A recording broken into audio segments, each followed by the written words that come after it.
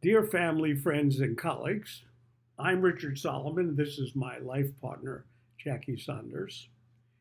And this will be the sixth episode, part two, in our series called Enhancing Human Relationships Through the Fourth R, the relationship skills. And in this particular episode, we'll talk about how to engage another person with an extended conversation by sharing conceptual information. Now, some people have difficulty beginning conversations and maintaining and creating engaging conversations, especially with people they do not know or do not know very well. In the previous episode Jackie and I shared factual information, simple information like where do you live, what did you do for a living, uh, hobbies, um, very simple information. But today we're going to go more deeply into talking about conceptual information. Conceptual information would be more complex, more sophisticated, more abstract, more difficult to explain. So we're going to have a conceptual conversation. This was a conversation that we have, and we're going to reenact that we had early in our relationship. And so we'll begin. Jackie, I'm going to look at you now and just say to you that I know that you were a teacher, but that's a fact. You were a teacher, but the concept I'd like you to talk to the audience about is something that you said called doing words. Doing words. I have no idea, never heard of such a concept. Doing words. Would you be kind enough to explain that concept? Yes, would be glad to because I was a first grade teacher for many, many years, and my goal was to give children a love and confidence in reading, in writing, and handwriting, even knowing that they could communicate through reading and writing. So my co-teachers and I worked on a program called Doing Words. It's an individualized program that children got one-to-one instruction on the process of learning to read and write. In the beginning, the child would read and trace a word of their choice on a card, and after that, they would read and trace a phrase on a card. After each day's lesson, they would share their word, or later on, as the weeks went on, share a phrase with the class and have to read it to the class. After they became more comfortable with it, we'd have them write a sentence, think of a whole sentence, and the child would write the sentence in a composition book. And after each day, they would have 2 sentences, 3 sentences. It would go long. While they're writing it, we would edit the handwriting and edit any spelling. We meaning the person that the child was working with. When the child has become comfortable, we said, okay, let's write stories. So during the reading, writing time period, they would work on a story. They could work on a story 1 per day. They could work on a story 2 or 3 stories a week. And when they've completed a story, which was not edited at the time, they would just get their ideas down on paper, put it in a folder. Then when it was time, the child, we called him an author now. The author would go to his folder, choose a story that he would like to have published.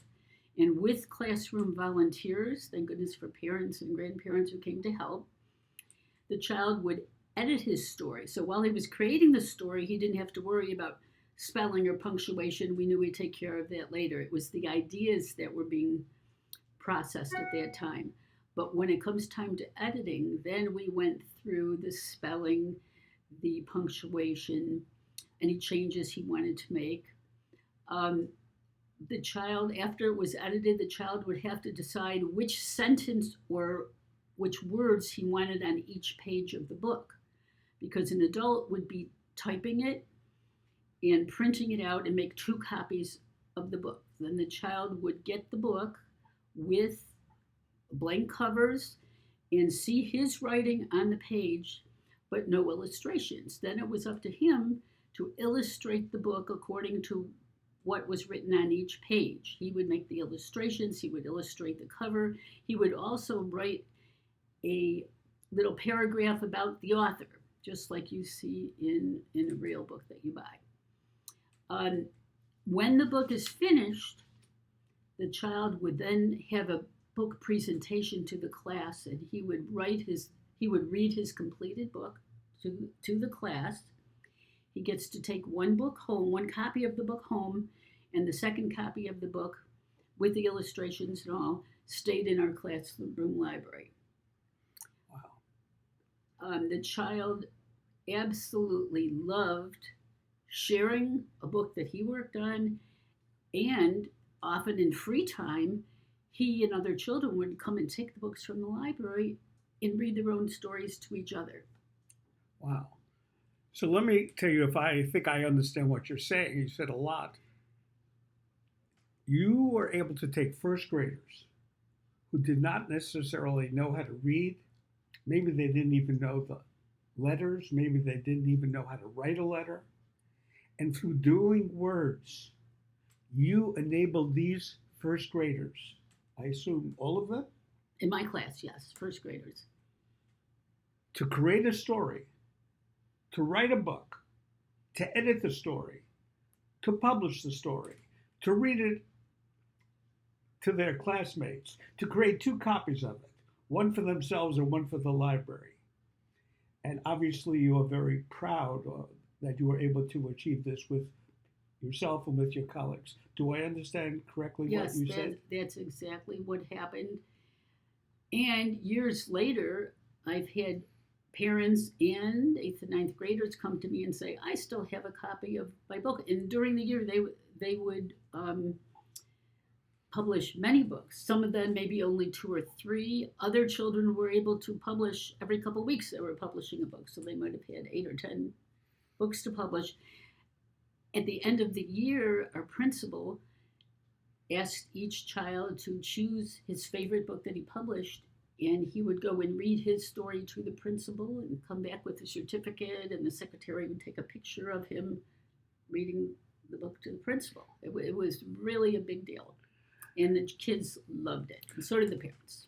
So what we're trying to show is how conceptual information can be a powerful, meaningful, educational way of conversing with someone else. Now, Jackie, you want to ask me a conceptual question or related to? Yes, from the first time that I met you, Richard, you were talking about the 4th R, and that definitely is a concept. Yeah. So why don't you explain a little bit about the 4th R and how it got started? Okay. Well, I could speak hours on 4th R, and this is a short vignette, but.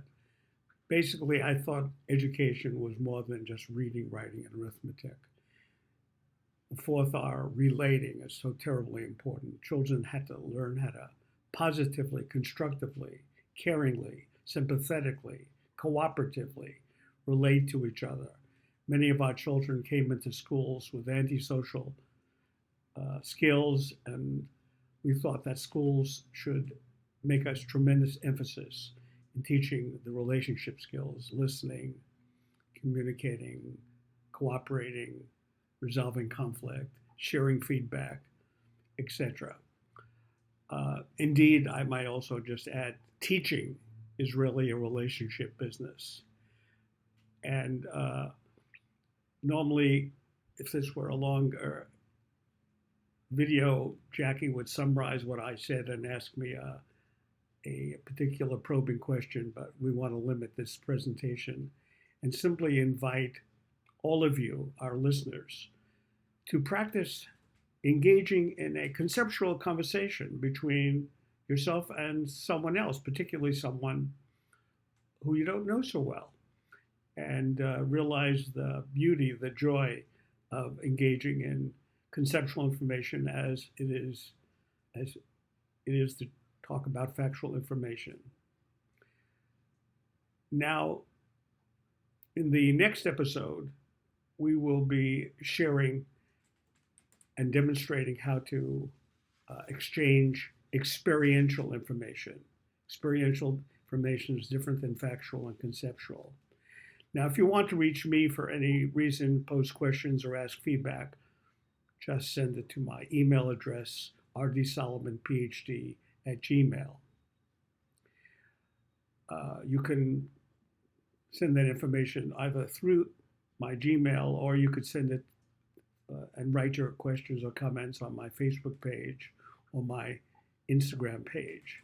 We also invite you to share these videos with family, friends, colleagues, workmates, and teammates.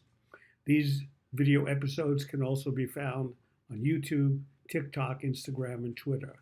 So thank you very much for watching our video presentations, and we hope to see you next time. Thank you so much.